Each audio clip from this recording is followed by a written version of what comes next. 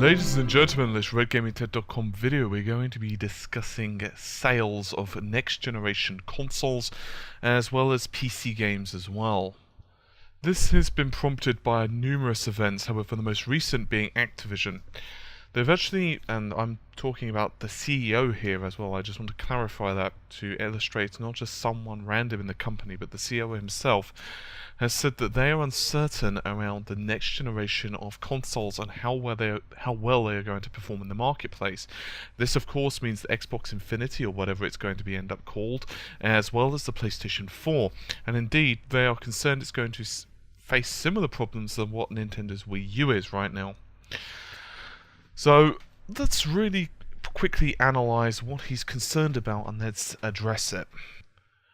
This is an exact quote. There are still many unknown factors such as pricing, launch dates and quantities, the level of first-party support, and importantly, customer purchase intent in a world where consoles are no longer just competing with each other, but also new platforms such as smartphones and tablets.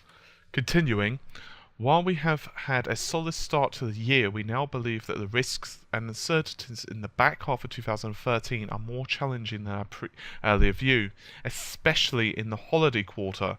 The shift in recent dates of competing products, the disappointing launch of the Wii U, uncertainties regarding next-generation hardware, and subscriber declines in our World of Warcraft business all raise concerns, as do continued challenge in a global economy. The newest console, the Wii U, has had a very slow start. All of these factors further heighten our concerns heading into the back half of this year, particularly during a very competitive fourth quarter. End quote. So those are some pretty strong words, I'm sure you'll all agree. Now, there are a number of concerns that he's got, and they're all pretty much levered around the same issue: sales. As a very simple math, you need to sell new hardware because consumers, well, we're a fickle lot. At the end of the day, we want better graphics and new gameplay and all of that other good stuff that we expect, but developers can't keep putting and stretching the current systems further and further and further. Therefore, we need new generations of technology to better move forward. The problem is, it's the cost of purchasing that. Now, right now, the global economy is struggling. A lot of people are struggling to buy various bits and pieces, and a lot of people are complaining even over the price of games and DLC, let alone the possible prices for the next generation hardware. I mean, you know, we could be spending $300 to $500. Convert that into pounds, and it's not much better, I can assure you.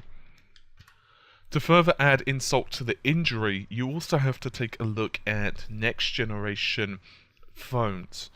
I released a video just a couple of weeks ago, actually, going into a quote from NVIDIA, and I was talking about just how powerful next generation platforms in terms of smartphones, tablets, and so on are going to be more powerful than the Xbox 360 and PS3 are now. And we're talking about G-flops here of computing power. Obviously there are factors which limit this, but the bottom line is we're going to have very, very powerful devices in very short amounts of time. And quite frankly put, technology is marching on at a ridiculous pace. Rather interestingly as well, if you guys, you know, don't take my word on this, but if you guys just want to Google PC gaming market and PC gaming market increasing, I'm not going to give links to this because you can just Google it yourself, but you'll notice that, for example, there was a report that shows that the PC market grew 8%, and PC gaming at the moment is actually increasing in speed. Now, I haven't researched this 100%, but it seems to be a growing trend that the US market and everything else, it seems to be increasing between 8 to 15% year upon year upon year. And indeed, some are starting to believe that it's actually going to overtake consoles, whereas before PC gaming was getting marginalized. This is especially true back in about 2008. Now, this is a bit weird, perhaps, to some, because, let's face it, there are some issues with PC gaming as well. Desktops, for example, are slowing down in terms of their sales. But it's becoming less of a problem because laptops and all the other devices are becoming increasingly more powerful. In 2008, 2009, I actually have a graph here that goes into the sales of software versus PC and console. I'll probably include it into the video. If not, I'll do a link or something. Anyway, and it's very easy to see that the graph is showing that gaming on PC is definitely starting to catch up to consoles in terms of numbers. Now, once again, just for a second, hold your horses. I'm not doing any of this PC versus consoles stuff. I don't believe in that rubbish. I really don't. And I like gaming on both. I know most of you are probably screaming, we know this, dude. We know this. You know. But for those who don't regularly watch videos of mine, I just want to clarify I'm not a PC fan. Although I prefer PC gaming, I'll completely admit that. I really love consoles though. And I come from an era of playing on the Saturn and Genesis and all these other systems. But honestly speaking, there are a number of issues the consoles have right now. Now, one of the big concerns people have is that consoles are slowing down in sales. There's a couple of yardsticks they're using. They're using the Xbox 360 and PS3 sales, as well as, of course, the 3DS and Vita sales. And then they're also using the Wii U. Now, the reason I put them all in different categories is simple. Because they're all in slightly different markets. The Wii U is trying to market itself as a next-generation console. However, it keeps getting slapped by people and saying, no, you're not. You're trying to compete with the Xbox 360, and Nintendo are trying to argue that it's not. I'm not going to get into that debate.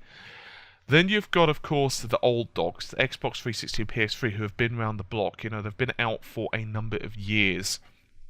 And, well, they're getting old. It's that simple. And then, of course, you've got the handhelds. Now, I'm going to discuss the handhelds. I've released another video on this, but I'll probably do another one because it's pretty old now, my previous video. It's one of my really early ones.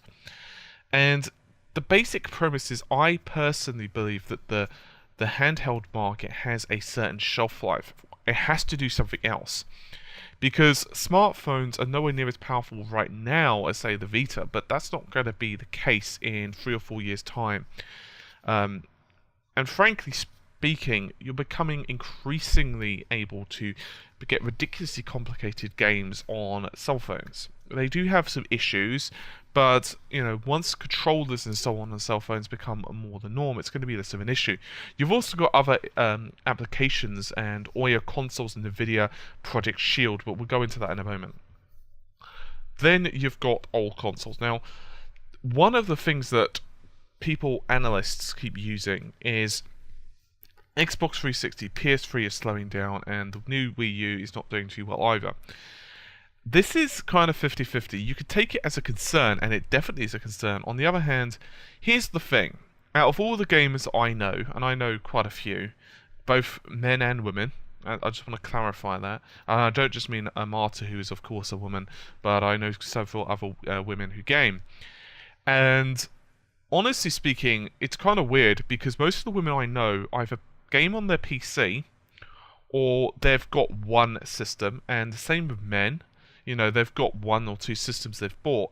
But most people, at this point, they're settled in. And by which I mean, I've got an Xbox 360 and a PlayStation 3, as well as an original Wii, okay? But let's say I didn't. Let's say I did not own an Xbox 360, or I did not own a PS3 or whatever. I would not buy one now. It's that simple. Okay, if there was a ridiculously good deal going on, and there were a couple of really fantastic games coming out. For example, let's say I did not own a PS3, and let's assume that I saw it going really cheap, and I saw that it was bundled with, say, The Last of Us, which I want to purchase, and a couple of other games. I'd be convinced maybe to purchase it. If I didn't have any other expenditures or whatever, I just had spare money in my pocket or whatever, I'd think to myself, maybe. But other than that, I wouldn't buy it. There's just no need to. The PS4 is coming out so soon. I mean, It's that simple. Console sales, of course, are going to start slowing right now. But even before Sony announced the PlayStation 4, I think we all knew that the PS4 was coming out. There was just too many signs. And to be honest, after 3 or 4 years' time, most people who are hardcore have bought the system. At this point, most people are either buying another system because their previous one broke. Like, for example, I'm going to regale you with a fascinating tale now. Back when I first bought my Xbox 360, I'm pretty sure it was the 360 anyway, my PS2 broke. And I opened up the sucker and I improved the laser on it, but it still wasn't that fantastic. And I was actually playing for a game at the time that would just come out. I don't remember which one. I think it was Kingdom Hearts 2. And I really wanted to play this game, I mean, so badly. And so I pretty much just swallowed my pride, went back down to the store and bought myself a new PS2, and I got the slimline model with Gran Turismo something, I think it was 4. And was it 4? I don't remember. Anyway, it was one of them. Anyway, I know that's a fantastic sale, but what I'm really illustrating is some people may buy a system now to replace a broken one, or maybe just add a second system, or maybe buy a PS3 for spare room for a Blu-ray player, or maybe buy an Xbox 360 for streaming Netflix, or you get the idea. In other words, you've probably, if you're a serious gamer, you've already bought your consoles, you've settled, you've set up your camp, you're happy. Most people anyway. Other than that, you might see a deal here and there. But that's why, in my opinion, one of the primary reasons we're seeing sales slow. I'm not saying that that's the only reason. The fact is, as well, people are not as rich now because rent and everything else is going up, although I don't really want to turn this too much into a financial video. Okay, so we've gotten that out the way. What about the Wii U? Explain that one to me. In my opinion, it's a very simple one. Now, I'm not going to go rag on the Wii U or anything like that, because I actually quite like the idea behind the console. But there's a problem with it. Nintendo really blew a lot of the marketing. There's been tales that they've not been working with the developers that well. There have been tales about the DLC. You can Google this stuff. I'm not going to bother to link it. I've got some articles on redgamertech.com, however, so you can check those out if you want. And there's been a couple of recent videos, so you just go into the back catalogue as well if you want to hear about all that. If not, just go on Google, my friend. There's been issues with, I believe it's Mortal Kombat, the latest Mortal Kombat. That had some issues. And there's a couple of other examples as well. Those, combined with a recent news that they won't be getting Frostbite free engine games, which of course means Battlefield and tons of other titles. I mean, let's face it, they're big titles to miss out on. That they have issues running the new Unreal Engine, as well as a couple of other bits and pieces here and there. I'm not going to go through all the issues. You can, once again, check out the videos if you're unsure. That's not to get more views before you ask. That is just because this video is going to turn out to be pretty long anyway, so I don't want to recount what I just said like 2 days ago, because it's boring to those who've already watched the videos. So let's face it, those issues are major. Then you've also got to look at the games on the Wii U. Now, I'm not trying to say the Wii U sucks, but right now there are issues with the game. And for example, Spoonie Kipper, who does Zombie U and a few other games on the channel, I was speaking to him quite genuinely the other day, and I said to him, dude, what games have you ordered? And he gave me a few games. There were definitely several on his list. But honestly, if we compare that, and we were comparing that to the list of, say, the PS3 games and Xbox 360 games of just, around the launch, that's not to say they had fantastic launches, by the way. They had some iffy launches, but still, there weren't as many games. Now, Nintendo are promising, with the best intentions, that they are going to release a lot more first-party support, and that's fantastic, and I am really looking forward to see what they're going to be doing in the new Mario and Zelda, and all the list by now. Honestly speaking, that doesn't help them now. Because why would I buy a console for future releases? It just doesn't help me. Why would I buy a console on titles that may be released? And that right there is the problem. This is the exact same rock and a hard place I've been talking about before. Developers don't want to support the Wii U because not enough people own a Wii U. Enough people don't want to buy the Wii U because there's not enough games on the Wii U. So you can see the problem. And this has led to some really miserable hardware sales. Now, industry analysts are citing that this isn't the only problem they've got. We'll go into that in a moment. However, in my opinion, it's very difficult to judge the Wii U because it's basically on its own in a very precarious position. Okay, so what are some other issues?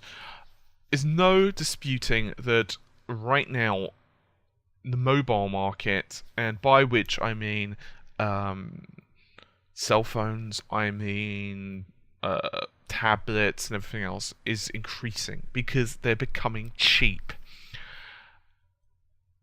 I'll be honest, whenever I take public transport, and yes, I shudder at the thought of taking public transport before anyone asks, when I'm ever on a train or whatever, this is especially true as I live near London. I'm not going to give you my exact location, but I do live near London. It seems like everyone in the UK does, but regardless,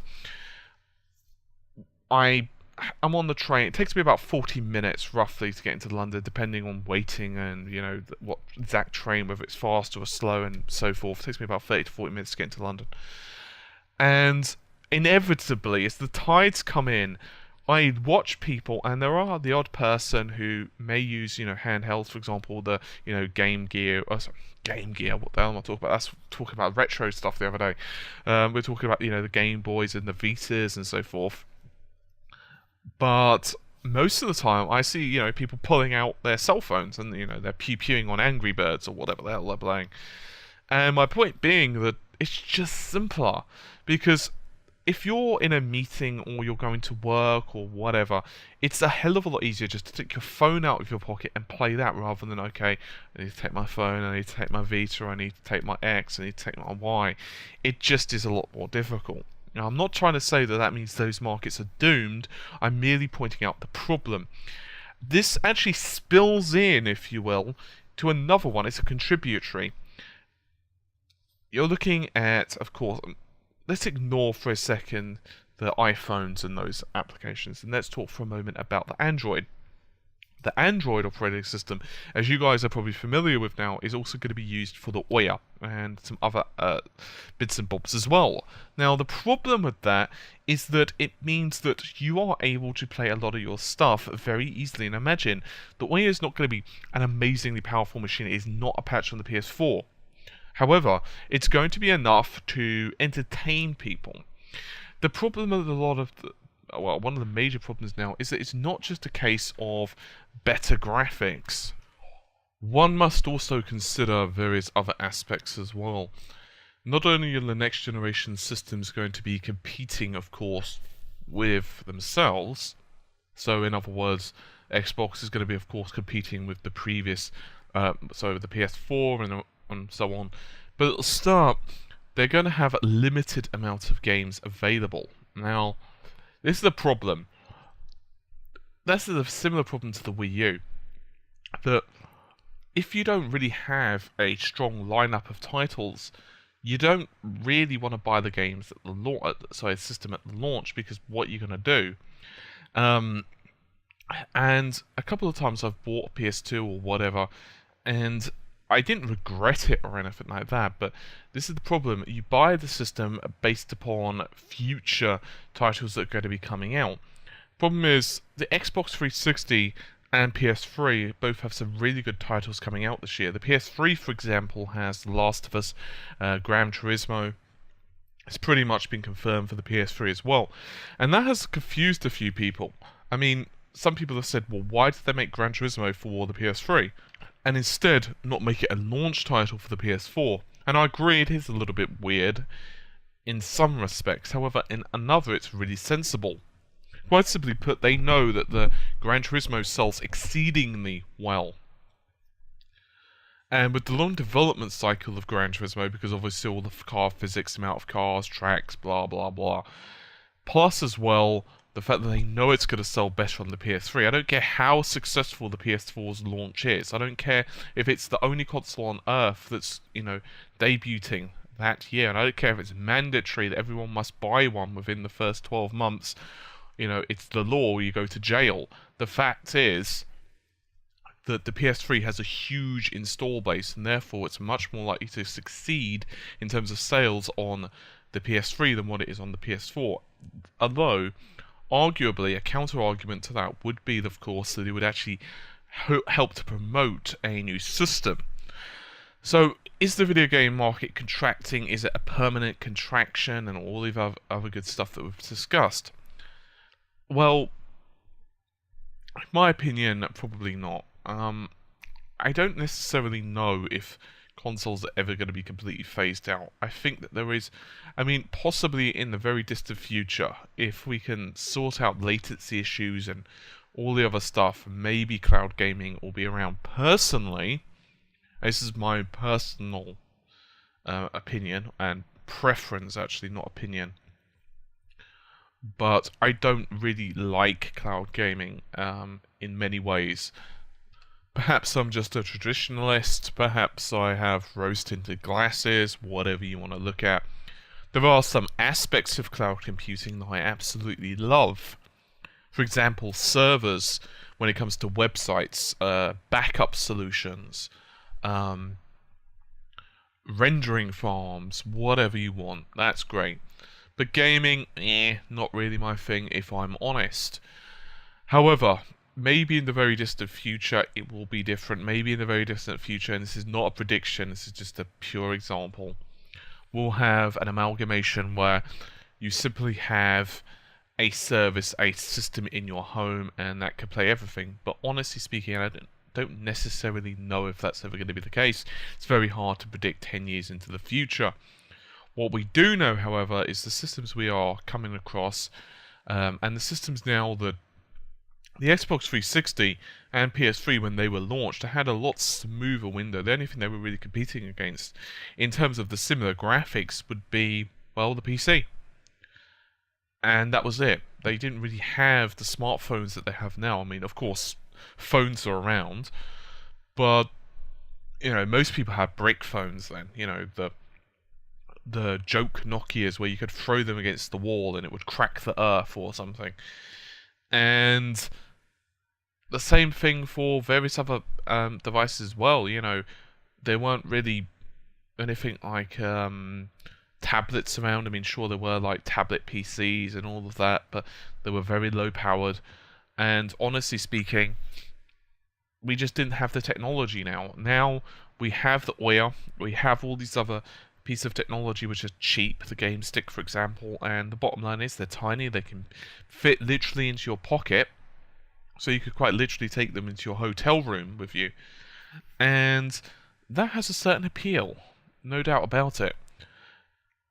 On the other hand, I don't necessarily know if that's even a slight indicator. I think yes, the systems are definitely under more competition.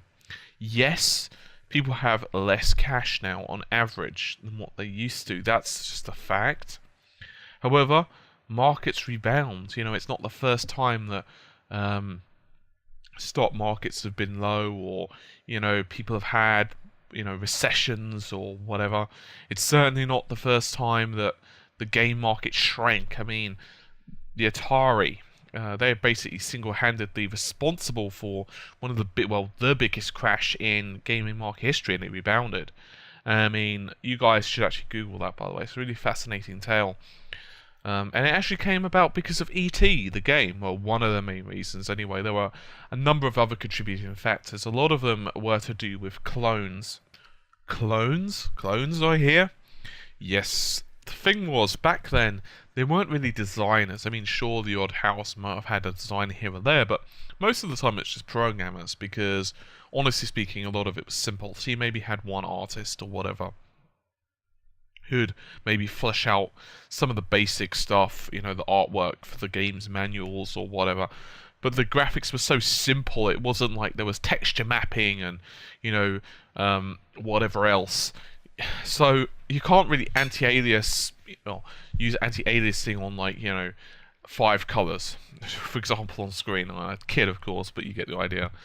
And so a lot of the time you didn't have story writers and all of this bits and pieces. They were very arbitrary, and they were very simple ideas anyway. Pong or Space Invaders. You don't really need a story for Space Invaders. Things are coming down, they land on you, you die, so you want to pew them. It's not very difficult. And so a lot of the problems were that there were just constant rehashes of the same idea, and I don't just mean Call of Duty rehashes here. I'm talking literally a company would come up with an idea, and within the space of a couple of months, other studios would start working on pretty much a clone of that exact same game. And that's what happened, of course. It just crashed the market. And there were tales of, kids literally sobbing because they got to play the travesty of E.T. I've never actually played the game, but I've heard to say it's abysmal is to say that the Antarctic is not warm. I'm not really sure of exactly the terror. I'd actually like to play it, I must confess. I'm possibly going to cover it on RGT, just for the sake of saying that I have played the damn thing. But honestly speaking, that was a proper crash, and I don't think we're going to be seeing at that level here, because the market's just moving on. I think the PS4 and Xbox are going to sell fairly well. I don't necessarily know if they're going to match the current sales. I wouldn't be surprised if they do. I really wouldn't. I also wouldn't be surprised, however, if they don't, because things are becoming a lot more spread, and by which I mean more people are going to be playing on PC than before, more people are going to be playing on consoles, more people are going to be playing on cell phones and whatever else. It's very, very hard to predict the market, and a lot of the time analysts can view numbers, but the problem with viewing numbers, the problem with saying that I'm going to make an educated guess that this system is going to sell X, the problem with that is you cannot predict 6 months from now, 6 months after the system's launched, what games are going to be on that system. You cannot predict what services that Sony and Microsoft are going to roll out. You cannot predict so many different divergences, so many different discrepancies. It's very hard to make any of these type of predictions. So anyway, I think that just about does it for this particular video. I've no doubt that we will be seeing a lot more of this type of analyses over the next coming months, and I'll be very interested to hear about what other studios, Capcom and all the other bits and bobs that you'd expect, will be saying about it. Anyway, I think that just about does it for this video.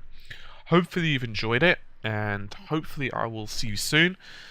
As usual, leave your comments below. If you have a direct message for me, I suggest doing it on either Facebook, that's facebook.com/redgamingtech, or you can message me on the channel. I do try to read comments on the videos, but most of the time I just don't get around to it. No offense, I just have, well, a lot to do, unfortunately, and I do try to respond to comments, but it's very difficult because of the amount of videos we produce. So once again, if you have a direct question, Facebook message me or whatever, and I will respond. Generally, it may take me a day or two, but I will get back to you, I promise. Anyway, just wait. There's going to be like 10,000 people now just respond, just to see if I do respond to everyone, and I'll be here until, like, the turn of the century. And I'll be like, I finally did it. Anyway, hopefully you've enjoyed the video, and I will see you soon. Take care, and bye for now.